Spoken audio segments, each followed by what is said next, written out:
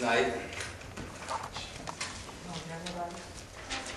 get started on getting an understanding of what worship actually is. And there's many facets to it. We're going to start in chapter 4 of John, because this struck me. It's powerful.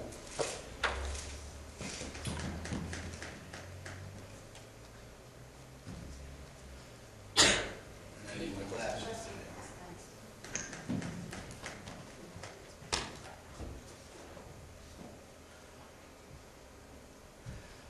This is when Jesus talks to the woman at the well. A lot of people wouldn't associate this with worship. I'm just going to give you a heads up on what's going on. After the northern kingdom, with its capital at Samaria, fell to the Assyrians, many Jews were deported to Assyria, and foreigners were brought in to settle the land and help keep the peace. And in the midst of all this, there was intermarriage between the foreigners that they brought in and the remaining Jews that were still in the land after the fall. So, eventually they started to mix races and different cultures, and the pure Jews hated this mixed race called the Samaritans, because they felt that their fellow Jews who had intermarried had betrayed their people and their nation. And the Samaritans had set up an alternate center for worship on Mount Gerizim. I don't know how to pronounce that. I think that's how it is. To parallel the temple at Jerusalem, but it had been destroyed 150 years earlier. And the Jews did everything they could to avoid traveling through Samaria. But Jesus had no reason to live such a cultural restriction. Okay? So that's the basically where we're going here, because Samaria was considered like a place of diluted culture. And the Jews hated them because they felt that they were the people that had come in and infiltrated and diluted the pureness of the Jewish people. So they were considered like a below life, untouchable type of people.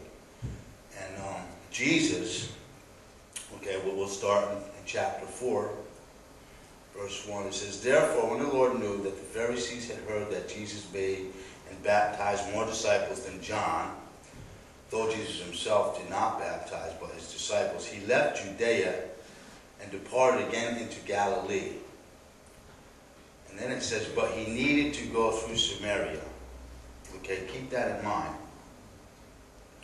So he came to the city of Samaria, which he called Sychar, near the plot of ground that Jacob gave to his son Joseph.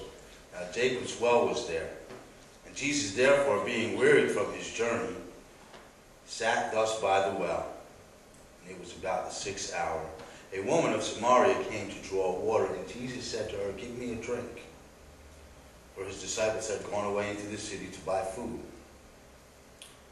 Then the woman of Samaria said to him, "How is it that you, being a Jew," this is where the prejudice comes in. "You, being a Jew, ask a drink from me, a Samaritan woman, for Jews have no dealings with Samaritans." Jesus answered and said to her, "If you knew the gift of God and who it is who says to you, 'Give me a drink,' you would have asked him, and he would have given you living water." And the woman said to him, "Sir, you have nothing to draw with, and the well is deep. Where then do you get this living water? Are you greater than our father Jacob, who gave us the well and drank from it himself, as well as his sons and his livestock?" And Jesus answered and said to her, "Whoever drinks of this water will thirst again, but whoever drinks of the water that I shall give him will never thirst. the water that I shall give him will become in him a fountain of water, springing up into everlasting life. And the woman said to him, Sir, give me this water, that I may not thirst, nor come here to draw. And Jesus said to her, Go, call your husband, and come here. The woman answered and said, I have no husband. And Jesus said to her, You have well said, I have no husband. For you have had 5 husbands, and the one whom you now have is not your husband, and that you spoke truly. And then the woman said to Jesus, Sir, I perceive that you are a prophet. Our fathers worshipped on this mountain, and you Jews say that in Jerusalem is the place where one ought to worship. So Jesus said to her, Woman, believe me, the hour is coming when you will neither on this mountain nor in Jerusalem worship the Father. You worship what you do not know. We know what we worship, for salvation is of the Jews. But the hour is coming in, and now is, when the true worshipers will worship the Father in spirit and in truth. For the Father is seeking such to worship him. God is spirit, and those who worship him must worship in spirit and truth. Then the woman said to him, I know that Messiah is coming, who is called Christ. And when he comes, he will tell us all things. And Jesus said to her, I who speak to you am he. Could you just imagine that? Being in her place? Wow. That's just unbelievable. So let me ask you this. And I want you guys to get involved. Okay, I'm going to ask you a question. I want you to think about it. Why do you think Jesus needed to go to Samaria? I mean, there's 2 very important factors here that Jesus is approaching in them verses that we just read. Isn't he hated? Said, speak up. Isn't he hated by the Jews? Isn't he hated by the Jews right now because like he was like baptizing people and different doctrines compared to the. So he went to Samaria because it's a completely different thing. I don't believe that was the reason why he went to Samaria, because he purposely said, I need to go there. And Samaria was not a place that Jews gathered.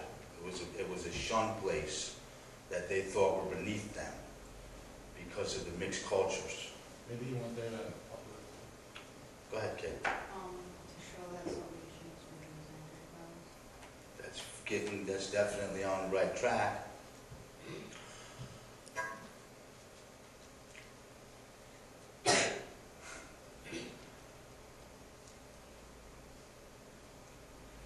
I think one of the first things is in the fact that he wanted to break the chains of prejudice and to shatter any conception that you have to be perfect to worship him. All right, because the Jews thought they had the pure culture, the pure race, and that they were the only ones that could worship Jesus, or I mean worship God. And Jesus purposely went into the most, disgusted place to the Jews, and purposely sat down to a Samaritan woman who was beneath even the Samaritan men, who had 4 previous husbands and was living with a man now. So she was considered a woman of the world. So he not only went there to show them that all people can receive him, but that all people can also worship him and receive him. You do not have, he broke the chains of prejudice right there. And that applies not only to a woman in Samaria, but any creed, any color, anyone, anywhere, in any situation. If you're a drug addict, or you're an ex-drug addict, or if you're a homeless guy under a bridge, or if you're President Obama, the head of the whole planet, it doesn't matter who you are. Jesus is saying right here, come, drink my water.